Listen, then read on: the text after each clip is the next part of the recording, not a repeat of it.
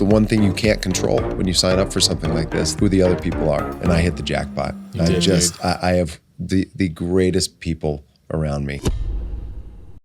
Hey, I'm Diona Reasonover. And I'm Brian Dietzen. Welcome to another episode of NCIS Partners and Probies. Today we have Leroy Jethro Gibbs. As played by Austin Stowell. I mean, this guy is incredible. Yeah. This interview, Diona, I love talking about the origins of this origin actor. His beginnings in Connecticut in theater, going to school and coming up doing amazing movies and hearing about his experience with Shakespeare. We really talk about the foundation of the new Gibbs. Yes, but we also talk about fun stuff. Like we talk about UConn, women's basketball. Yay, go Huskies. We talk about, some of the fun jobs that he's had. He worked at a pizza place. I actually need to get his recipe. I didn't ask. I should have. And also I think that a lot of people watch every single week on NCIS Origins and they probably get an inkling of like, I'll bet that guy's a really good guy. Can confirm. Yes. Watch this episode just to see what a good dude this guy is. We go deep on his whole life, and you don't want to miss Austin Stowell coming up next.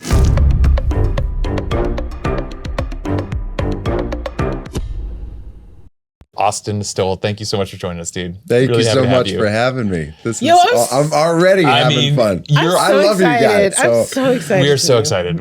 Anytime we get to have a Gibbs on set, it's really a good day. And you're one of only two. You're the only two that feel You're the only two that exist out there. But also, I just realized I was like, almost anytime I see you outside of here, it's a sports thing. Like, because we were at that Lakers game together. Chargers. Went to the Chargers game. Yeah. We talked about UConn a lot. You're a big, you went to UConn. So. I went to UConn. Yeah, we were just at the Final Four. Was there with my buddies. Unfortunately, it didn't go our way this time. But you were there. You were there. That's the thing. People have been coming up to me saying, I'm sorry. And I said, no. The fact that you get to say I'm sorry to me means that we were there. Exactly. And we'll be back. Yeah. Made it, baby. Absolutely. And Paige is doing super well, too. Like, I'm so glad to see Killer. that. You know what I mean? I love her. Yeah. I mean, she's our goat. And trust me, there's a long line, Tarazi, Lobo, yes. There's a lot. Ozzy Fudd? Number one pick in the draft. Exactly. Yep. 100%. Yes. Yep. She's going to be killer. But it's so much fun to watch that sport grow because I've known about women's basketball since I was a kid. UConn women's basketball was something that we would plop down and watch since the time that I was a kid. So the fact that the WNBA is blowing up and Paramount Plus is doing a great job promoting that and showing the game. So it's great basketball and just getting better and more people need to watch. Your mom's a teacher, right? Yeah. Did she teach at UConn? No, she's an elementary school teacher. Oh, okay. Yeah. Cool. Oh, she's retired now. Still tutors. I think once you are a teacher, you're forever a teacher. She just can't help herself. And I just ran into people in Indianapolis at the Final Four, and they came up, and I think they're going to say hi to me because I'm Gibbs. Yeah. And they're like, I had your mom as a teacher. No way. Yes. Oh, absolutely. So your mom's a school teacher, and your dad works in steel. Yeah. And you were in Connecticut or Vermont or where? Connecticut. In Connecticut, okay. Yeah, born and raised in Connecticut. So where does this acting bug come in then? Where do we start then on the road to Gibbs? Wow, I think it was always in me to perform. I would set up shows for the family. I would do impressions of my family members, impressions of the teachers at school. Can I see an impression of your mom? I'm begging. My mom? Yes. Wow. So my mom is very sweet and polite. She always sits like this. She's incredibly demure. And she's the most incredible listener you have ever met. When she is talking to you, you have all of her attention. She is right there with every single word that you have to say. I feel like we're with Mama Stowell right now. And she would be a wonderful podcast host. My brothers and I joke all the time that our mom should have a show. Get her this microphone right now. Send it over to Connecticut. She'll be on it. But it was. She really encouraged us to perform, to follow what was ever inside. And so it was, I had a little like crepa kit, and I would put makeup on, and whether it was, I'm not sure, I can't really say, indigenous and cowboys. Haven't said that early pretend. Yes, Oh, absolutely. Yeah. And I was in the woods in Connecticut, and so I was in my own fantasy world all the time. I was the youngest of 3 brothers, and they wanted nothing to do with me. And so I was out in the woods, kind of creating my own kingdoms. And when I was on the basketball court in the driveway, it was always, all right, 10 seconds left. Stowell's got the ball. Yeah. The crowd's cheering his name. Imagination, man. I had a giant imagination. That's great. And didn't think that any of this was possible. LA was a place that almost didn't exist to me, that Hollywood was not something that was accessible. And so I had the performance bug. If there was a presentation at school, I was the one talking. Yeah. But I didn't know how to transition that into what could be a career. So I was going to be a lawyer. Oh, really? Yeah. Really? I was all Was set that to something go your parents were like very supportive of, and like, hey, this is a great track for you? Oh, I think the fact that I was going to go to college at that point, they were pretty supportive of that. That's a win. Yeah, I had found a pushback at that point in my life. I was definitely just had very little direction on what I wanted to do. And I just knew I was never going to work a desk job. I knew that I was never going to be that guy to have a 9 to 5 and sit in front of a computer screen, or I didn't know what I could do. And so I was working in restaurants. Wait, what kind of lawyer did you want to be? I wanted to be a public defender. Oh, nice. Okay. Yeah, Nice. I took a class in high school that kind of just turned on that part of my Empathy, brain. yeah. And I thought that it was all kind of a puzzle to me. We all like puzzles. We've been talking a lot about board games. Yes. Board games. Yeah. And And I think our brains, the 3 of us, we like a good puzzle. And that's what the law felt to me like, that it was that you had to figure out how to, if you knew somebody was innocent, or that you just had to go about the way, you had to figure out the way that you could prove it. There's also a performance aspect to it too, of being able to convince other people and really play the role in front of people. And all of the things stating your that case, I wanted to do. Using your words, Yeah. You just unlocked something in me, though, because we were also talking about exercise, which I do not love to do. And I was like, oh, maybe I can look at that as a body puzzle. Like, how do I keep this working for long? How do I keep this longevity? Well, you've been into sports, right? Yeah. Your whole life as well. That when I ccame along, my father found his athlete, and he was my coach for every single sport that I played. Are we talking so basketball, football, baseball, basketball. Football, baseball, basketball. What were you best at? Baseball. Okay. Yeah. What position? I was a pitcher and I was a third baseman. Ooh, and nice. played travel baseball. We were training all year round, and by training, it was just we were happy to do it. My best friends all lived certainly within biking distance, and we were always at each other's houses, just throwing the ball around. Dude, your childhood sounds cool as heck. This sounds like the opening of a movie. I'm like, cool. It was amazing. Like, we had a horse farm across the street, and because of course you did. That sounds great. Yeah, I would walk through the woods to my best friend's house, and it was idyllic. It was. I was going to say, that sounds really idyllic. I was like, that sounds beautiful. I'm happy for you. Thank you. Yeah, it was a wonderful childhood. Yeah. So when you make it into college and you're thinking lawyer, at what point are you transitioning over to performer? So everything changed. I was going to go to Central Connecticut State University for law. I was accepted to that program, and it was I had a teacher in high school who was in the theater department, Todd Lamson. Thanks, Todd, wherever you are, man. Thank you, brother. I'm here because of you. You did it. He said, you can do this. So I had gotten into the senior class play. Yeah. I had an injury, so I couldn't play sports my senior year. And my buddy said, you should go be in the play. And secretly, I was like, yeah, I really want to do that. Yeah, totally. I can go try out. I'm like, this is it. This is my stuff here.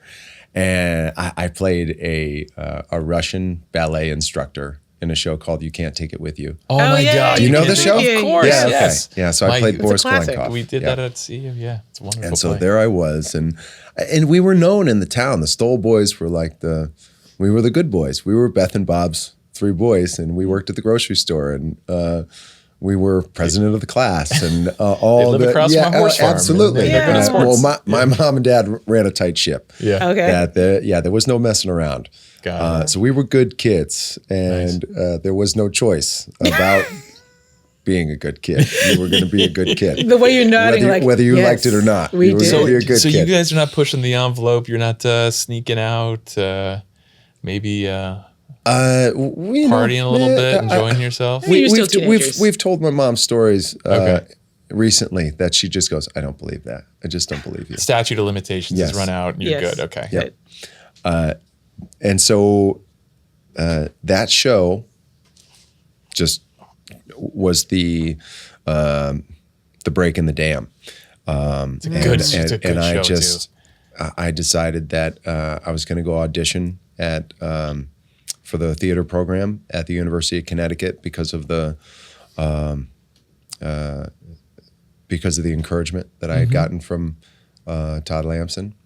And I got in. They offered me a scholarship immediately. Wow, that's great, dude. So I was assigned member of the company at Connecticut Rep. Oh my gosh. So UConn's, the thing about UConn's program is that you're actually performing at Connecticut Repertory Theater. And so I was a assigned member of the company, and my paycheck essentially just went to the school. And so I was working with professionals That's great. from day one. But that also meant I never had a spring break. I never had a winter break because I was either rehearsing for a show, in a show, and then also had to work tech on all those shows. Right. That was also a part of the deal there, that you had to work lighting, you had to work sound, you had to work set design. Dang. Yeah, and so but what an appreciation I got for all the people it takes to put on a production. Yeah.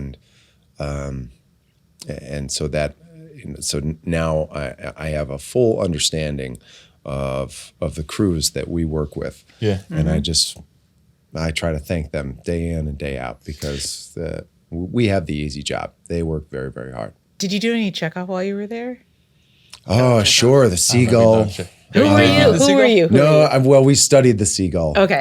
But I was never in a Chekhov play. No. Okay. And Shakespeare? Yes, lots of Shakespeare. What's your favorite? Scottish play. Yeah? Were you Caesar? I played the Bloody Captain. So he's the one who gives the opening monologue. Yeah. It was a good show. It's a killer show. Awesome. Yeah. Should we later have a Caesar off? Should we just boy. all kind of just gather around? Come the cause. If arguing makes us sweat, the proof of it will bring redder drops. I still remember. I know it. Yeah, it's so. I played Octavius. Caesar, not to praise him. I knew it. Yeah. We should totally stab Caesar.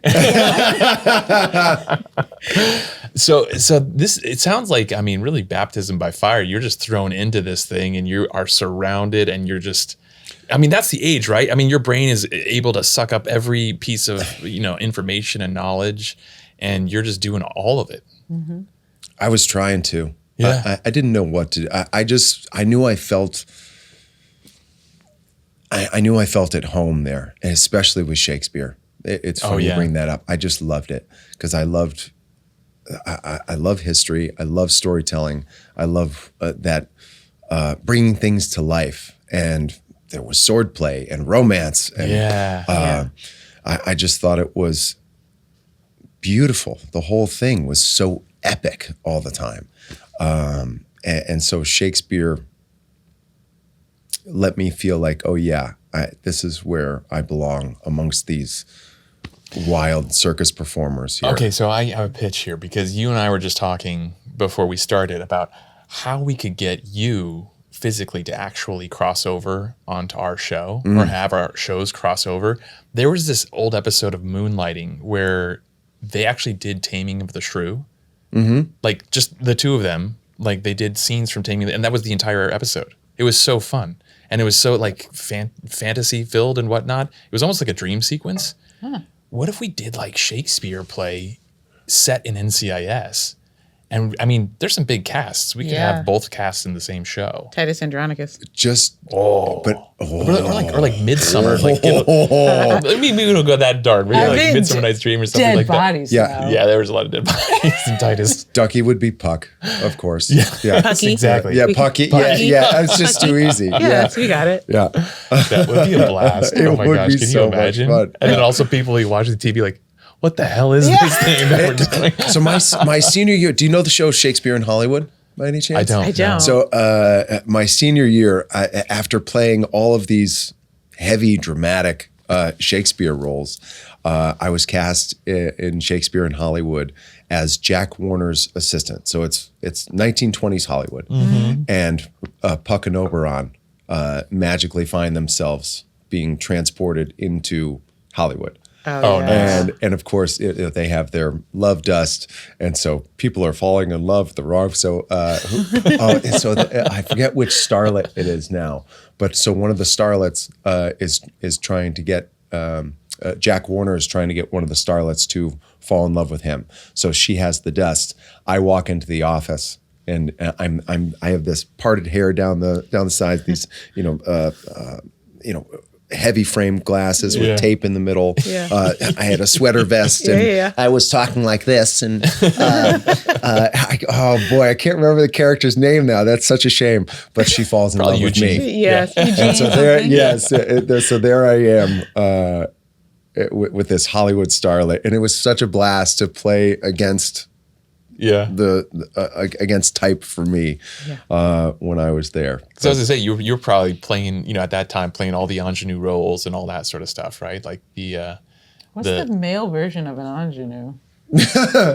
Isn't an ingenue just the younger? I thought it's a girl. That's a girl. Is it? I thought it was the two young lovers of the show. I thought it could be used either way. Let's look it up. Let's look it up because this is like. I thought like Romeo and Juliet were the two ingenues from that play, or like right. Maybe it's because I'm a girl that I think it's a girl. Is an ingenue? Hey Isaac, is an ingenue definitely a girl or can it be a boy? I think ingenue is. I know it's a girl. Yeah, it's a girl. Is it a girl? Huh. It's a girl. So you're saying so anyhow, I was just talking. I wasn't playing the ingenues. You weren't the ingenue. Yeah, you weren't. You weren't. I was. I thought maybe you were definitely doing Olivia, Juliet. I was. Yes. Olivia. Yeah. So Nina from the Seagull. That's who you were studying. Yes. Nice. Yeah, I was. I'm a seagull. The role I was born to play. Yes. It's a beautiful role.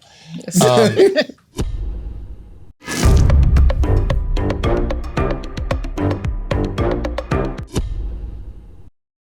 Where do you find yourself, or what's in your mind as you're reaching your senior year and you're doing Shakespeare in Hollywood?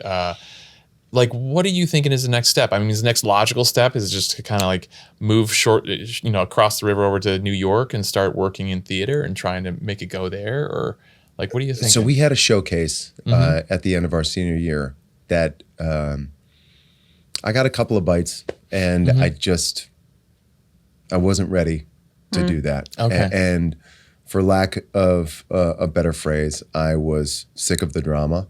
So after 4 years of acting school and just eating, living, and breathing the theater scene, I wanted some life experience. And so I used to go to Martha's Vineyard all throughout college and after. And I worked at a pizzeria there and worked on a fishing boat and caddied a little bit and was doing anything I could just to collect money and and honestly just kind of fill my time. Yeah. Yeah. Because I was a little lost and didn't have anybody telling me you should go do X, Y, Z. And I was in my early 20s and hadn't grown into myself. I looked like a little kid. I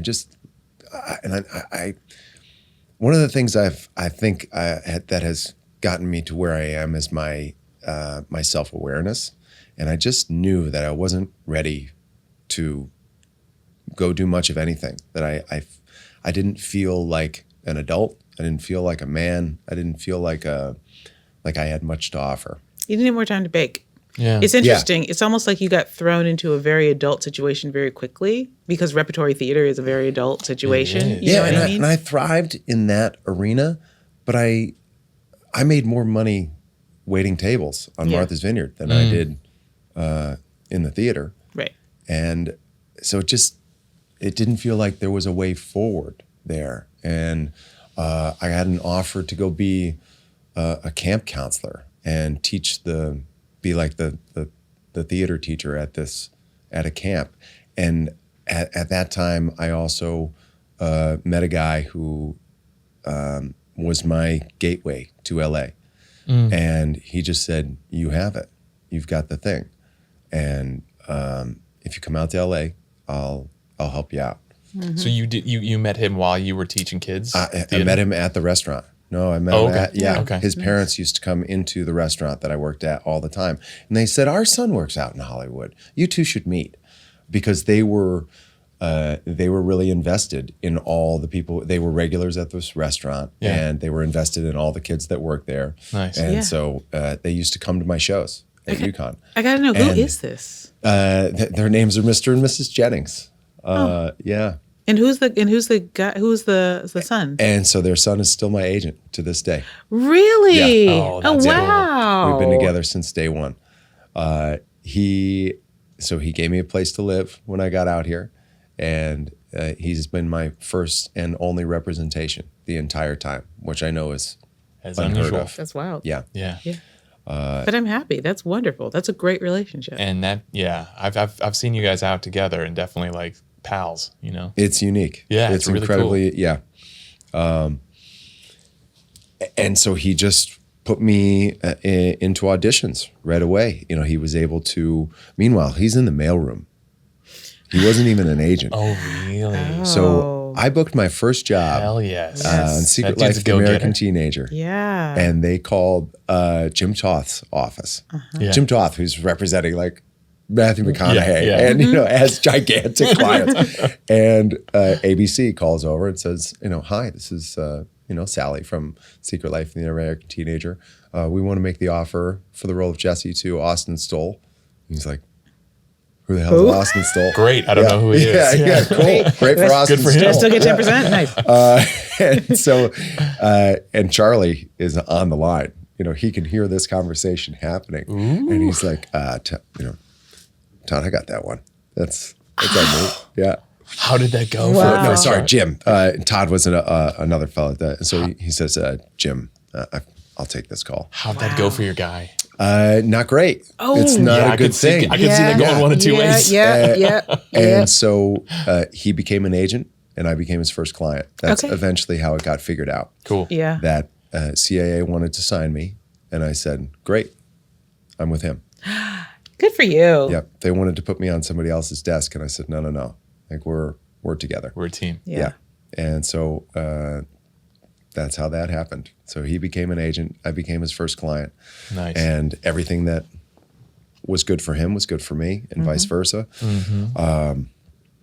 And we've had a pretty good climb together. And, Yeah, it sounds like it. And he was the one who convinced me to take the meeting on NCIS, because I was just network TV was not something I thought I was interested in. Well, yeah, you were doing a lot of movies. We were talking doing some earlier. great you were movies, yeah. Larry Yeah. King and Battle of the Sexes. Yeah. And You were in Fantasy Island. Yeah. one of my son's favorite movies, which is Whiplash. Oh, Yeah, you were in man. Whiplash too. I mean, that's an incredible movie. Isn't it? Yeah. We shot that in 22 days. Yeah. Really? Yeah. It's beautiful. It's amazing. Yeah. It was, and we had no idea what we were doing other than that I knew JK was delivering an amazing performance. You're like, J.K. Simmons may win an Oscar for this as you're watching it happen. I've got an email to my brother at the time, and I said, J.K. Simmons is going to win an Oscar for this role. He just was so amazing and powerful. In those scenes where he's like, banging the cowbell right next to us, he's really doing that. And Damien wanted that because he wanted our visceral reaction to that sound. Yeah. And there was one point where he was banging that thing, and I just reached up and I clamped on the cowbell. And I was like, "Hey man, I just need like, not my tempo. Right now. I was like, I just need 10 seconds." Which is wild because and he is like the nicest guy. Oh my goodness! Planet. Afterwards, such a nice he dude. would go, "Are you all right?" I mean, first thing he would do, they would call cut. He'd go, "You good?" "I'm sorry." He goes, "Oh my God, I'm such a jerk. I'm so sorry, guys." And you would hear him slip into the yellow M&M voice very, very quickly. Yeah. He would.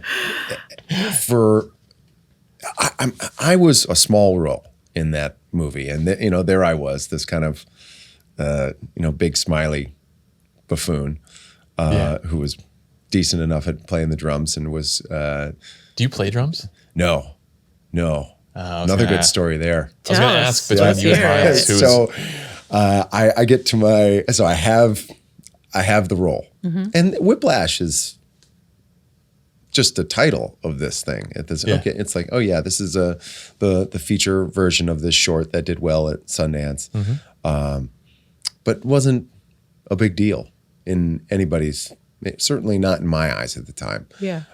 It was a movie, but I knew it was a movie with Miles and JK, and it's like, okay, great. This is a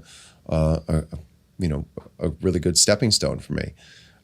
Just one of those moving the needle forward. Yeah. My agent and I always talk about move the needle forward.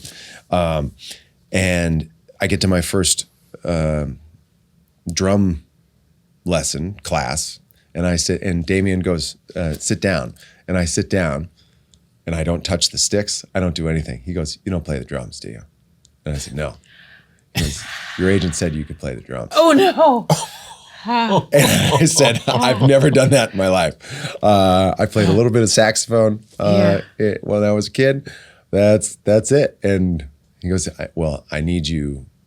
And you can see he just starts to kind of freak out. Yeah, he's like, "All right, I got to recast this role because," and he just said very plainly, "I need you. I can't not have your hands match what I'm doing because I need it. I need you to play along with the music. Like, there's no way I can do that." Yeah. So we call my agent together, and he says, "Hey there, I'm here with Austin. He doesn't play the drums." And Charlie is on the line.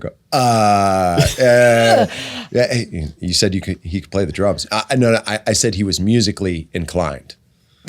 I said that he could figure it out. He can play the drums. Yeah, she's sweating so bad. I am. I literally am. I'm like, it's just like spitzing off of me. It's hidden. I think from my experience waiting tables, 7 summers on Martha's Vineyard, you learn to navigate a lot of intangibles. Okay. Sure. Yes. And so I said to Damien, just give me a shot. Like, what do I have to do? Not how hard can this be, but let me see what I can do. Yeah. And he goes, "Okay, I'll give you 2 weeks.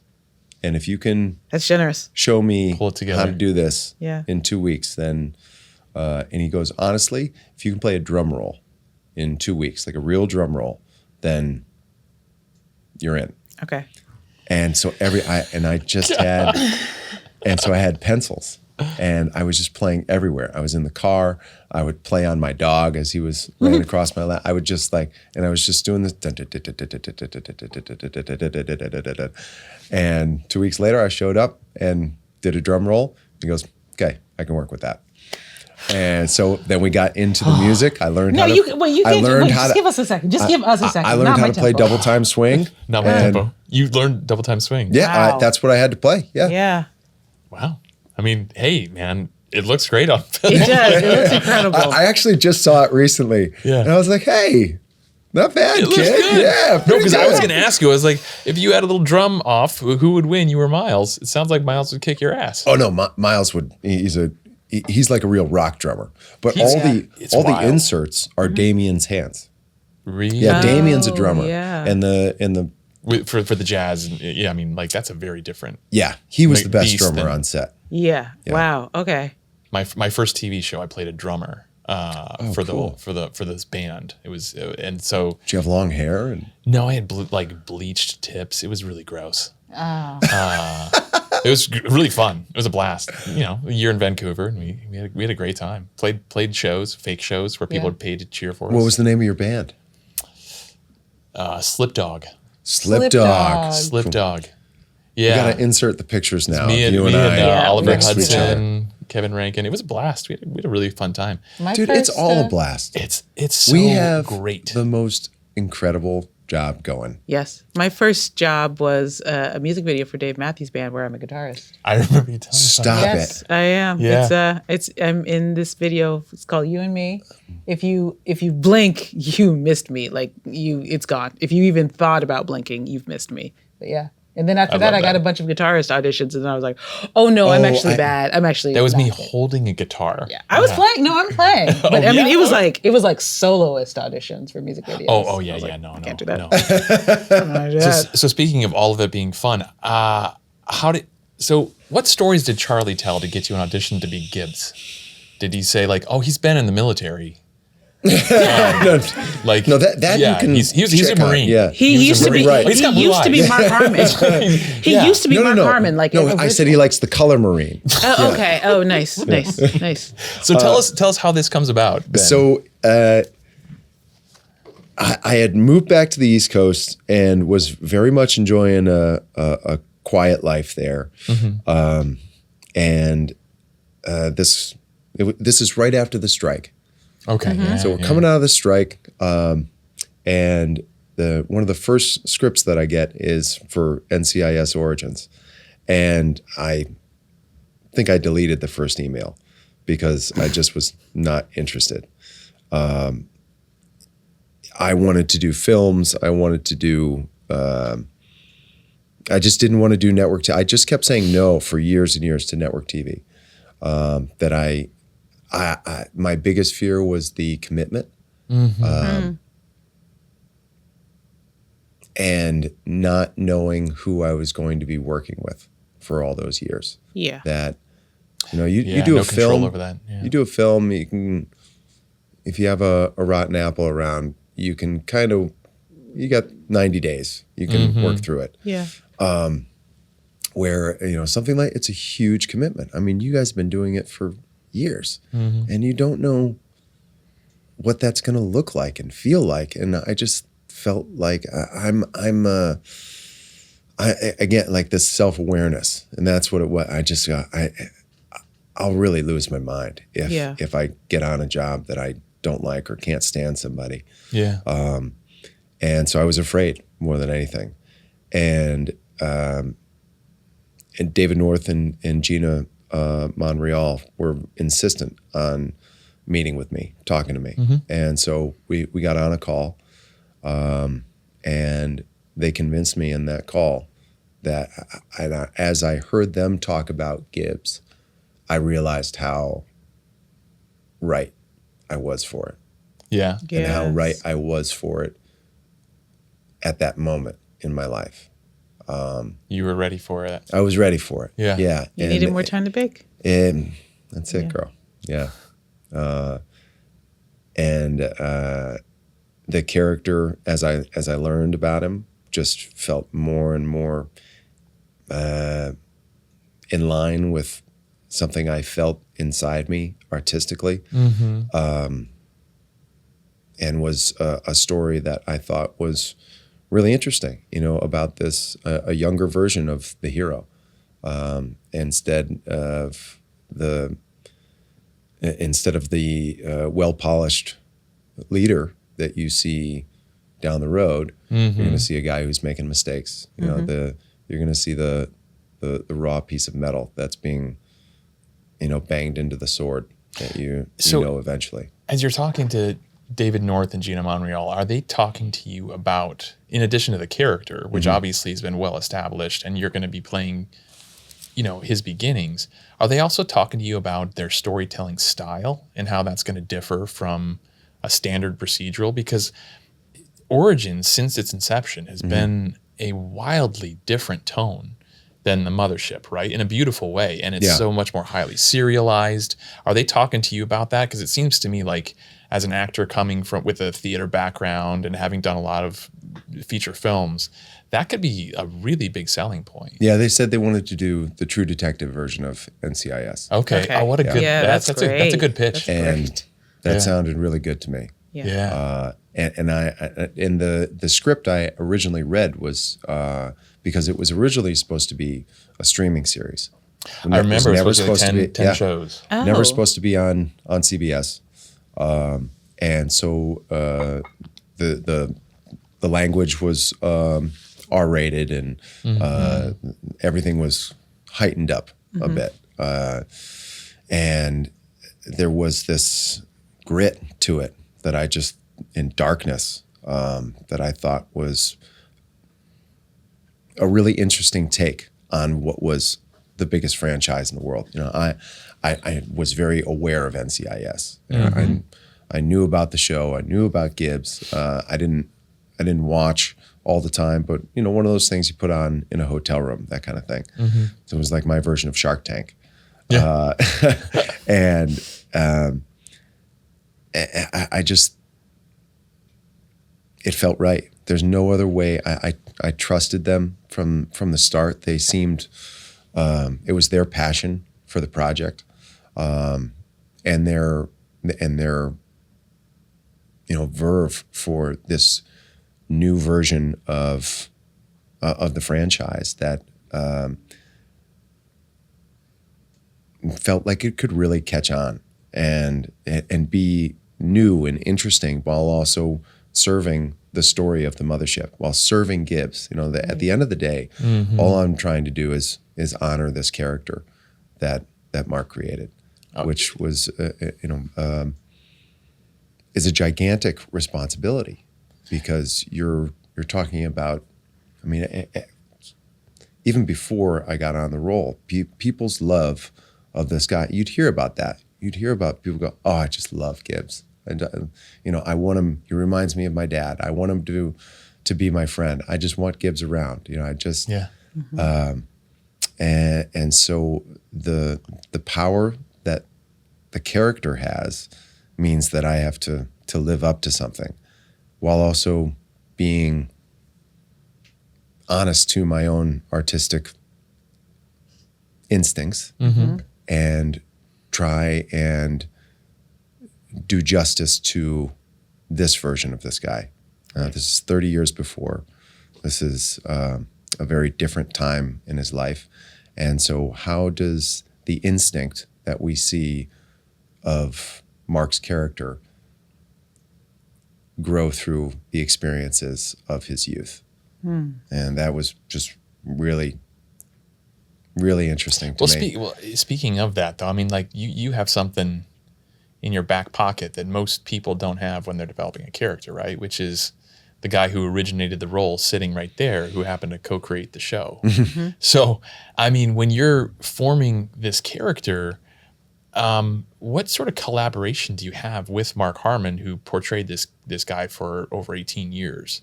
He certainly had his thing down pat, and he had his idea about how this guy lived and breathed and whatnot. Was there, tell us about that collaboration, because I know he also has to allow you to find your own thing within those shoes as well. He can't just say, this is the way it's done. But I kind of want to hear about how the two of you work together. So we didn't speak until the screen test. Sounds right. I walked into the room and met the man himself. Yeah. And was doing some scenes, and but that timing makes sense too. I just want to say that makes sense, because you do want to see that the person sort of does bring some intrinsic, you know what I mean? Has their own voice. Yeah, absolutely. Has their own thing. No, I'm not trying to say he did anything wrong. No, I don't. And that's But in the middle of the screen test, he comes up. He says, he just says, "Can I have a minute?" And he kind of pulls me to the corner of the room, looks me straight in the eye, puts his hands on my shoulders. He goes, "Now's the time. Trust yourself. Trust yourself. You have this. Trust yourself." And it gave me, I don't know, it shot power right through my spine. Yeah. And I came into that last scene, and I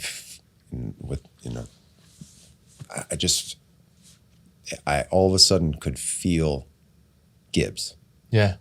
I felt this kind of inner confidence, this inner, I might be wrong, but I'm going to follow my heart. Yeah.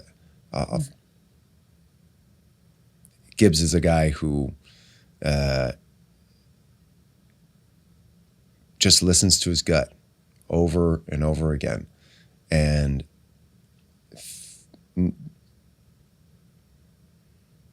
figures it out later whether or not his gut was right, knowing that it's okay to be wrong. Yeah. You're just going to have to learn from that. And so in that moment, it was that feeling of, all right, trust myself. I'm going to go full bore on this thing. And it was one of the scenes, it was kind of written differently at the time, but a scene between my father and I, and it was it. And was Mark reading with you? Or? No. Okay. No.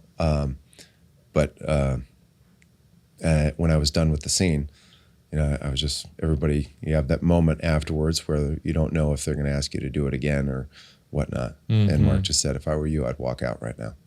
Yeah. I said, "Thanks very much, everybody. Have a good day." And just walked away. Dude, what a gift that is, though, in the moment, because that, we're always, as actors, trying to give our best selves. And to have someone just to validate and say, be who you are. You have this.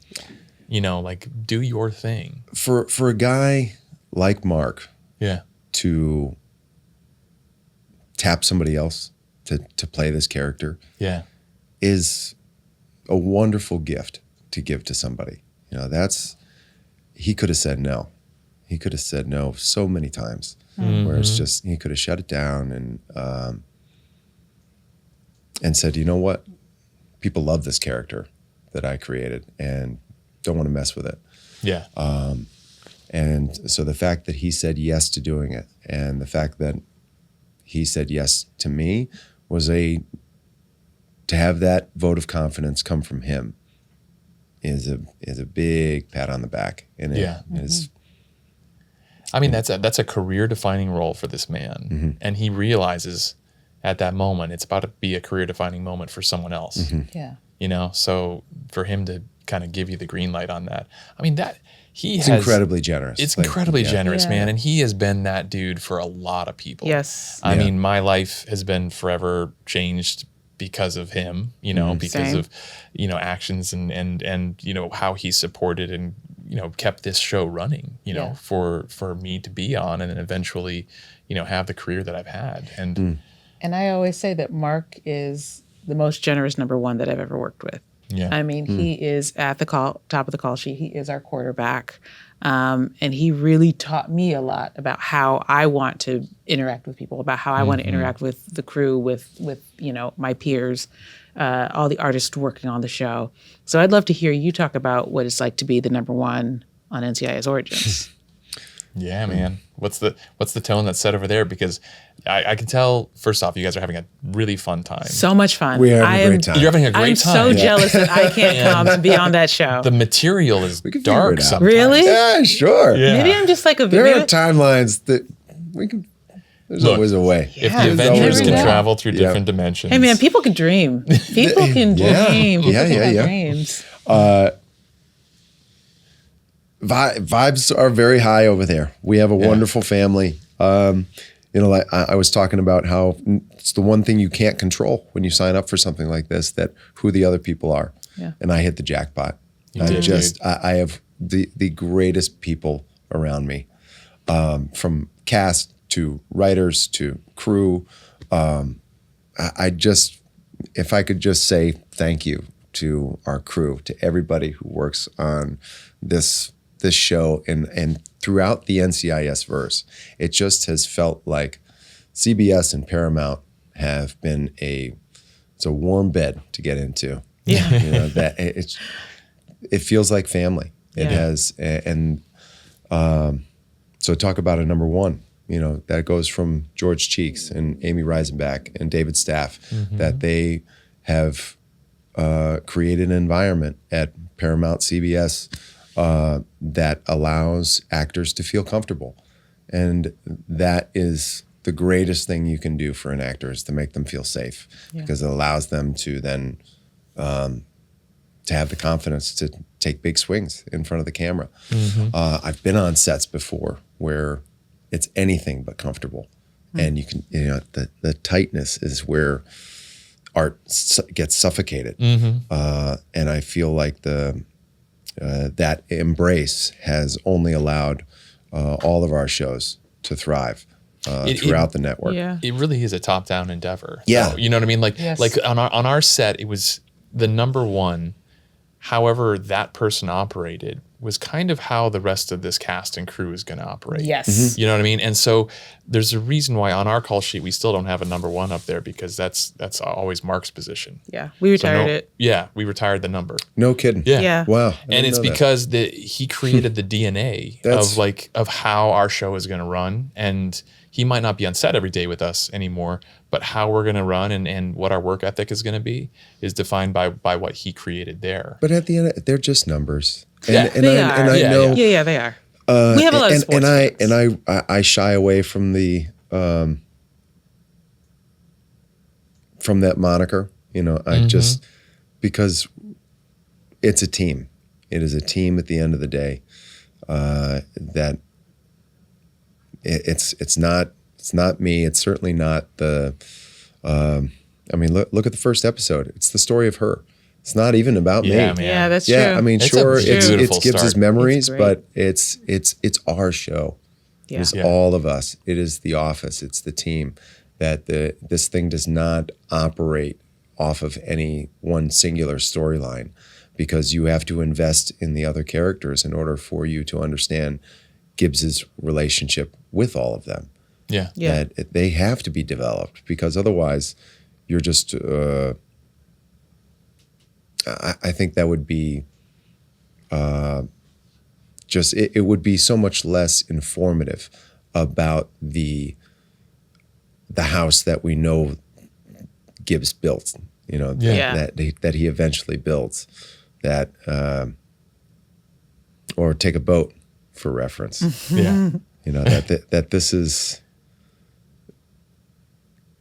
I just want to try to make a nice frame of the boat, and then let other people help me fill it in. Well, I was just going to say, I think you're right, because it really is about the team, which is why our team has all decided to elect me the new number one for the call sheet. I'm the new number one so on true. NCIS. I will be building Yeah. boats. Do you get a crown? Yeah. That's being delivered today. She did a vote by herself. I did. And she did vote for herself. But yeah. But she won. But listen, I won. Yeah. That's Yeah. the important part. I won. Should we move on to Probies? Let's do it. Okay. Each and every week, we have the fans of our show, lovingly referred to as Probies, as you know, Of course. send in some questions. So we will say, we have Austin coming on the show this week. What do you have for us? And they send in some questions for you. So here we go.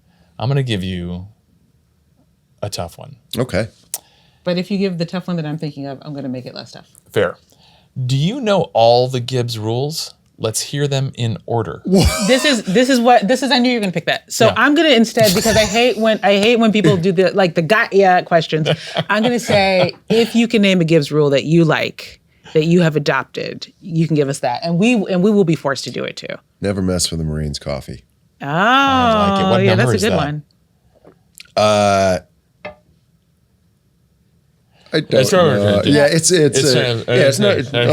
number 20. Yeah. Well, they're not. I mean, they never 11 did or them. 12. Yeah, they never. Yeah, What's yeah. yours? Number 9. Can I say what it is? Do it. I'm going to... Always get on Facebook first thing in the morning. Otherwise, you don't know what the news is. That's the recipe for depression. Okay, yeah, you're right. I'm sorry. No, Okay. rule number 9, always carry a knife. I don't have a knife. Yeah, I was like, you don't have one. You don't have one. So what's yours? Rule 11: when the job is done, walk away. You would think. Oh, you know what? Actually, I'm gonna change mine. What is it? Rule 51. Sometimes you're wrong. Not my That rule. was a tough one for kids to get to Yeah. because he didn't like that part. But he also has a rule: never apologize. Yeah. Yeah. Yeah. You would think Even that when you're wrong. as a woman, right. yeah. Austin, tell us more about Gibbs. Tell us more about kids. Oh man, I could go on forever about how much I love this character. I really could. That every script that comes through, and the more I get to live in this guy, the more I enjoy being Gibbs. That it has been the greatest job I've ever had. I'm doing everything I can to do service to the franchise, to Mark, and to Gibbs. Yeah. Like, Gibbs is this. I wish everybody could have a day where they get to come on set and be Gibbs. Yeah. Because you do feel this acute awareness all of a sudden about how you want to be better today.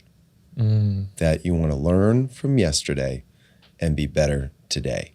And there is something innate and instinctual about playing the character that does allow you to do that. And it has made me, Austin, a better person. And that is the greatest gift of this job. It's the wonderful part about being an actor, is that it can be therapeutic without you even trying. That Carol Burnett said this in an interview long ago, that your heart doesn't know it. You know, that you're going through it and you get to work through emotions that a lot of people don't get to feel every day. That's, you know, the end of the day, storytelling is all about conflict and working through conflict. And this wonderful character and story gets to learn how to move through conflict. And it's by reaching out to the helping hands. And it's the the greatest thing. I'm the luckiest guy in the world. I can't think of a better way to end. I love Can that, you? man. I can't. I love it. Rule 11. Thank you for being here, dude. Yeah. Thanks for coming. Thank you so much. Thank you so much. Thanks. This is awesome. I want to is so come good. back.